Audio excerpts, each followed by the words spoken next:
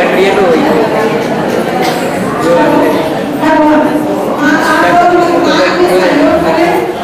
पिछली बार भी आप लोगों को यही बताया गया था, दोबारा पुनः आप लोगों को इसलिए बुलाया गया है कि आप लोग इसमें अपना सहयोग दें और दे भी रही हैं ये कार्यक्रम इसमें बड़े सारे सभी शिक्षा में कार्यक्रम और सभी सहायता सभी लोग इसमें भाग ले रही हैं, सभी लोग घर जा रहे हैं।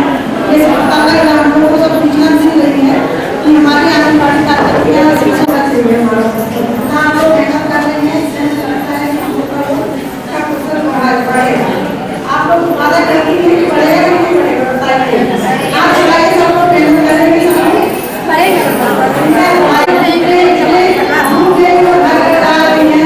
हम लोगों ने देखा कि हमारे सभी और बहुत जागरूक से कार्य कर रहे हैं, लेकिन आप लोग रिपोर्ट नहीं भेज थोड़ा रिपोर्ट समय से भेज दिए बाकी ये नहीं है और नारा लिखा गया है कई कई काम नहीं लिखा गया है तो आप लोग नहीं और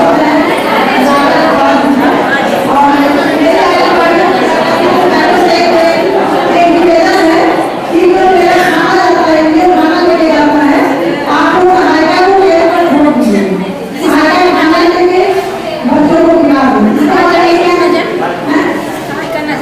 सहायता वही जाएगा कि जब केंद्र खाना जाएगा तो खाना भी थोड़ा मिल सकता है बच्चों का नुकसान नहीं हो सकता ना तो खाना आप लोग लेके तब बच्चों को आपको चली जाएगी सहायता को वहाँ निश्चित कर दीजिए कि खाना लेके सही है और आप लोग अपना पूर्ण सहयोग से ही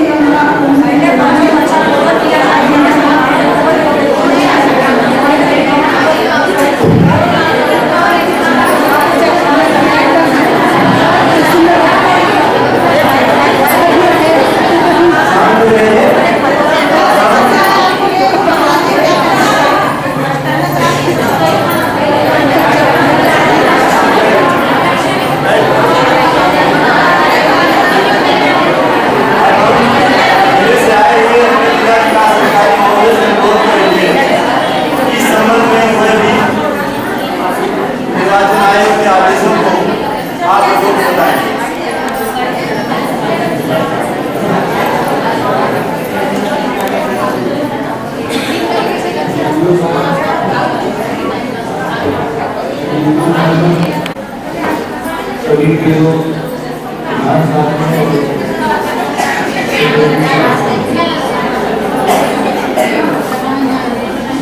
हम सभी लोग निर्वाचन के कार्य कर रहे हैं, हम लोग का भेद यही है तो चाहे आप खेलों के रूप में काम कर रहे हैं या कोई जॉब प्रत्याशी हैं, वीडियो काम है नाम है या जिले के और भेजकर सभी लोगों का ध्येय यही है कि अधिक से अधिक मतदान हो। हम सभी लोग सबसे बड़े योगदान करते हैं और जहाँ जो रहता है उसकी मजबूती के लिए जरूर करता है। आप अपने पड़ोस के लोगों में देखते हैं, पेपर में पढ़ते हैं, लोकतंत्र इतना सफल नहीं है पड़ोस के लोगों में जितना आपके लोग। इसका सीधा सा मतलब है कि लोकतंत्र में हमारी आस्था गहरी है और हम उसको संजोए रखते हैं।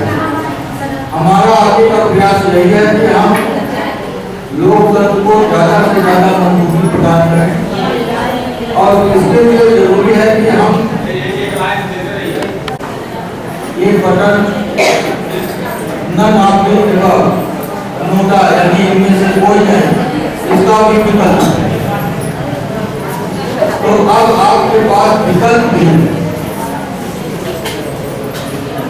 पहले आप ये कहकर के डाल देते थे कि हम किसी मतदाता से सहमत नहीं है इसीलिए हम मतदान करने नहीं जा रहे हैं। अब आपके पास विकल्प हो गया है, आप सहमत नहीं है, ठीक है, आपका 4% 80% से ऊपर रहता है। आप अपने देश के लोकतंत्र के लिए यहाँ पर परिश्रम करके और मैं ये समझता हूँ अगर आप परिश्रम करेंगे निश्चित रूप से वोट करेगा। जो कर्मचारी हैं ये संभव है कि उनकी निगाह उन लोगों तक ना पहुंचे जो दूर दराज जाकर के खबर डाल करके रह गए हैं। उनके तक हो सकता है कर्मचारी ना पहुंच पाए, लेकिन आपकी निगाह से नहीं कर सकते। आप वहां तक पहुंच सकते हैं और उनको मतदान के लिए प्रेरित कर सकते हैं। कोई भी मतदान किसको करता है किसको नहीं करता है हमको इस पर नहीं जाना है। हमारा तो मकसद ये है कि वो बूथ तक पहुंचे और मतदान करे। किसे करे किसे ना करे हमें इसमें मतलब है। आपके ग्राम पंचायत में 3 गठित की गई है, जिसमें विलेज लेवल के जितने कर्मचारी हैं हम लोगों ने प्रयास किया है उसको सबको उसमें रखा जाए और सभी कर्मचारी जब इकट्ठे होकर के गाँव में मिलेंगे तो गाँव के लोगों की भी जिज्ञासा बढ़ेगी। आखिर क्या कारण है सभी लोग कह रहे हैं।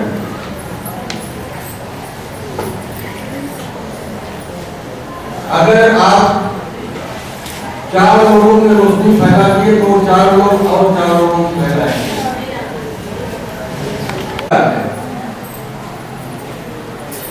जिसको आप ये समझते हैं कि उपेक्षित है कोई मतलब नहीं है,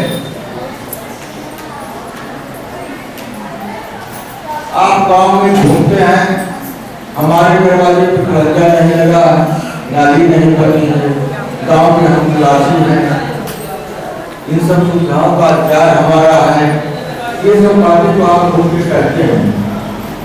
लेकिन तो सबसे बड़ा अधिकार आपका है मतदान करके एक अच्छी सरकार बनाइए। उस अधिकार का प्रयोग आप लोग नहीं करते हैं, उसको छोड़ देते हैं। तो आप लोगों को ये बताइए कि ये बहुत बड़ा दौड़ते हैं तमाम समस्याओं से आपको छुटकारा करेगा। स्वीप कार्यक्रम के अंतर्गत लोगों को जागरूक करने का आयोग ने 2 विज्ञान ढूंढा है। एक तो पहले आप ये देखिए कि आपका टारगेट ग्रुप क्या है, आप जिनको जागरूक करना है तो उसमें कर पाएंगे। उनका मतदान के लिए बूथ कहाँ है, इसमें उनको जानकारी भी देना है और जानकारी देना है उसके साथ साथ लोगों को मोटिवेट करना है या पहुंचने बताना। अभी ये बात आ रही थी कि हम लोग मतदाता पर्ची बांटेंगे तो टीम में कैसे कर पाएंगे। जो आदेश लागू हुआ है उसमें स्पष्ट उल्लेख किया गया है कि टीम के यदि किसी कर्मचारी की ड्यूटी निर्वाचन के अन्य कार्य में लगी हुई है तो उस काम को वो कर्मचारी करेंगे। शेष कर्मचारी टीम में सम्मिलित होकर के गांव में प्रचार प्रसार करता है। तो आप लोग मतदाता पर्ची बांटेंगे तो आपकी टीम के जो शेष लोग हैं वो जागरूकता काम करेंगे।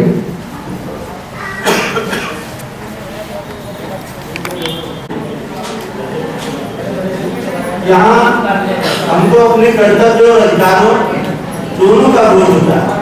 हम कैसा शासन चाहते हैं, कैसी सत्ता चाहते हैं, किन लोगों को चुनना चाहते हैं, हमारी विचारधारा क्या है, हम कैसा विकास चाहते हैं, उस आधार पे आप वोट करते हैं।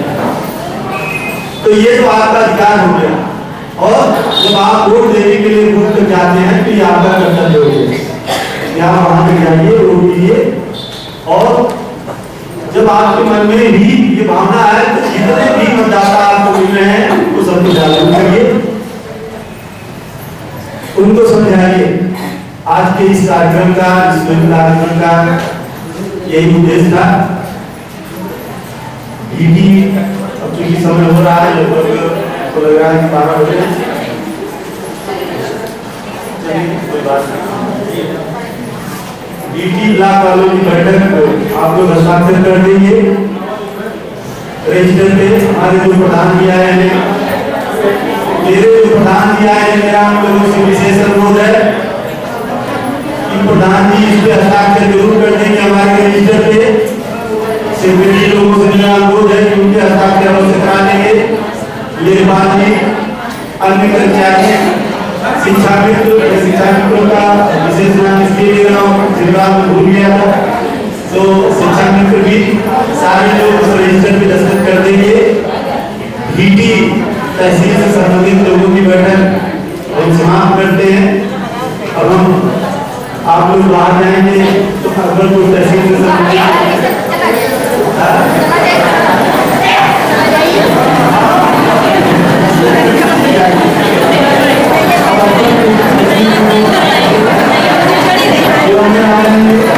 अधिक मतदाता बूथों पर जाकर अपने मताधिकार का प्रयोग करें। इस कार्य के लिए हम लोगों को जागरूक करना है। आप लोग कार्यक्रम कर रहे हैं, उन्हें घर घर जाके शपथ दिलाना है, उनके हस्ताक्षर लेना है रजिस्टर में। उसकी कार्रवाई निर्वाचन आयोग को बराबर जा रही है। आप लोग जो कार्यक्रम वहां कर रहे हैं उसके फोटोग्राफ सीडी पेपर पत्रिकाओं में कटिंग भी भेजी जा रही है। उद्देश्य वही है निर्वाचन आयोग का, हमारे जिलाधिकारी महोदय का आदेश था, हम भारत के नागरिक लोकतंत्र में अपनी पूर्ण आस्था रखते हुए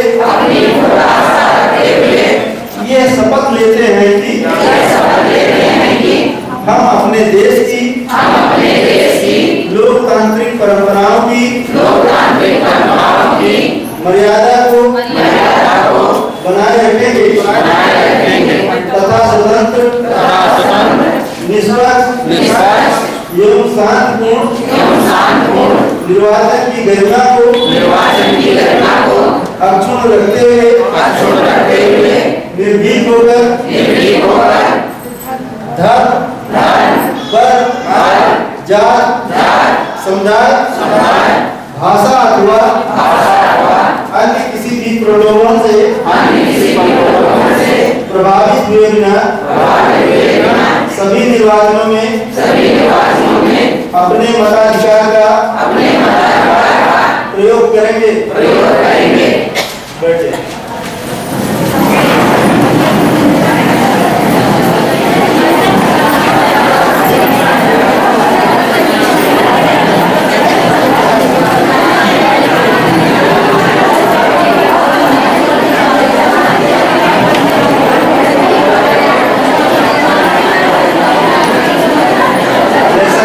जानते हैं माननीय निर्वाचन आयोग का निर्देश है कि इस बार अधिक से अधिक मतदाताओं को प्रेरित करते हुए वोट देने के लिए अनुरोध किया गया है। इस कड़ी में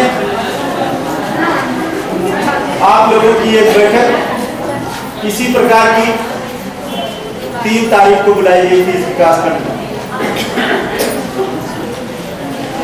आज आप लोग बूथों पे जाइए और अपना मतदान करिए। पिछला लोकसभा चुनाव जो हम लोगों के यहाँ हुआ था, इस बार जो देखा जा रहा है, जिन क्षेत्रों में वोट पड़े हैं, निश्चित रूप से आप लोगों ने जो मेहनत की है उसके अच्छे रिजल्ट आए। निर्वाचन आयोग का जो हम लोग टीवी वगैरह पे देख रहे हैं, पेपर में देख रहे हैं, 55 से लेकर 70% तक। निश्चित रूप से आप लोग जो काम कर रहे हैं, हम लोग सभी लोग जो इस काम में निर्वाचन के महाकुंभ जैसे पर्व में लगे हैं, एक बड़ी चुनौती है।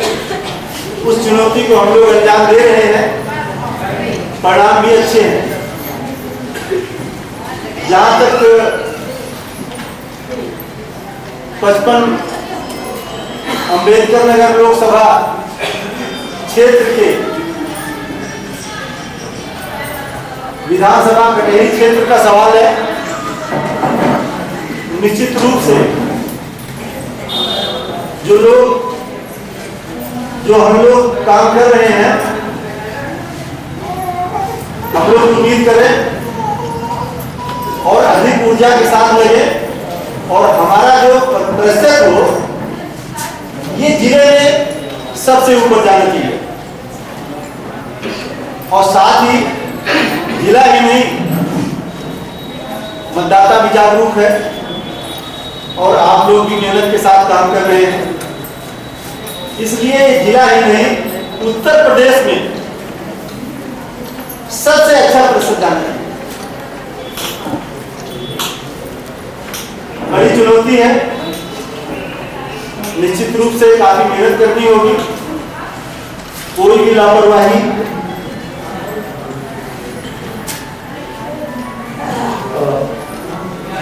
हमारे प्रयास में कमी पैदा कर सकती है। तो जैसा कि आप लोग जान रहे हैं, 7 मई को चुनाव होने जा रहे हैं।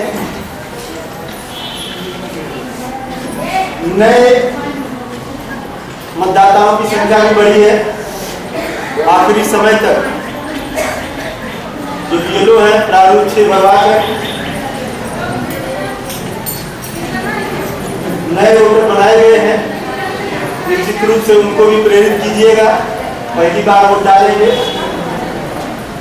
और बाकी जो लोग बाहर गए हैं उनके घरों में कहिए।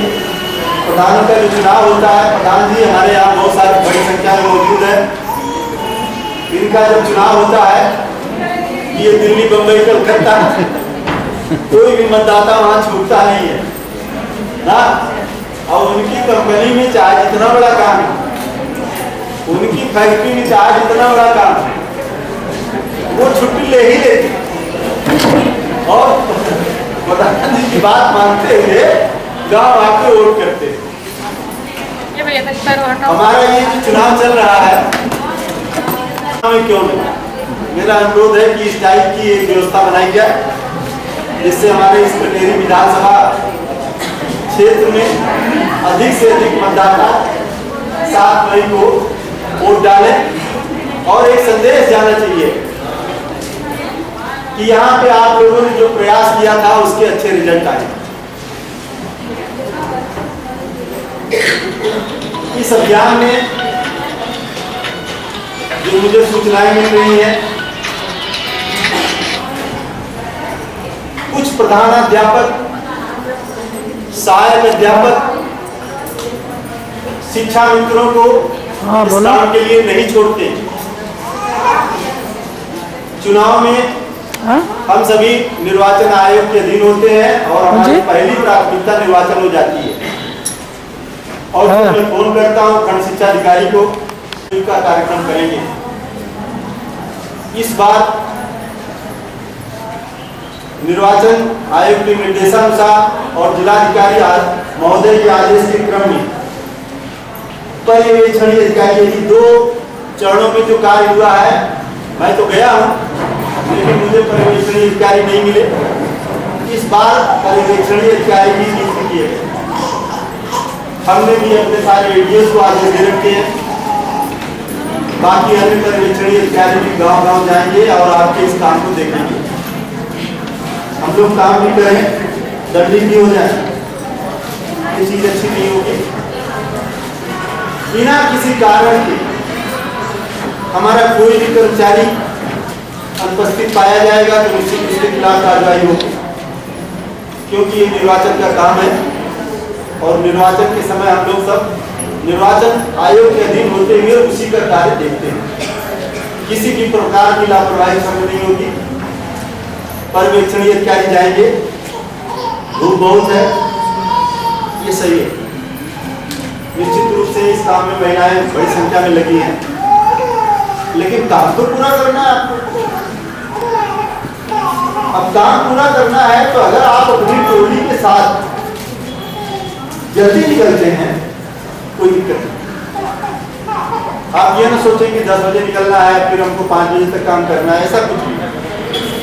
आप अपनी टोली के साथ निकलिए, क्योंकि आप उसी गांव के कर्मचारी हम लोग खोज लेंगे। हमने ये देखा है पिछली बार जब हम निकले हैं और तमाम गांव को देखा तो हमारे प्रधान जी सब साथ लगे हुए, एक बड़ी अच्छी बात थी।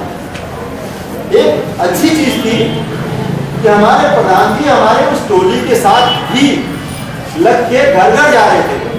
हमने जिस किसी प्रधान को फोन किया तो प्रधान जी ने ये कहा कि साहब हम अपनी टोली के साथ गया। एक अच्छा संदेशा गया है। हमारे उस रजिस्टर पे प्रधान जी भी सिग्नेचर करें।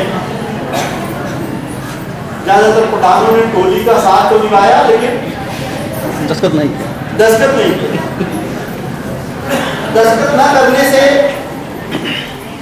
निश्चित रूप से हमारी जो कार्यवाही गई उसमें हस्ताक्षर नहीं, तो हम लास्ट रहे कि हमारे प्रधान जी साथ में थे,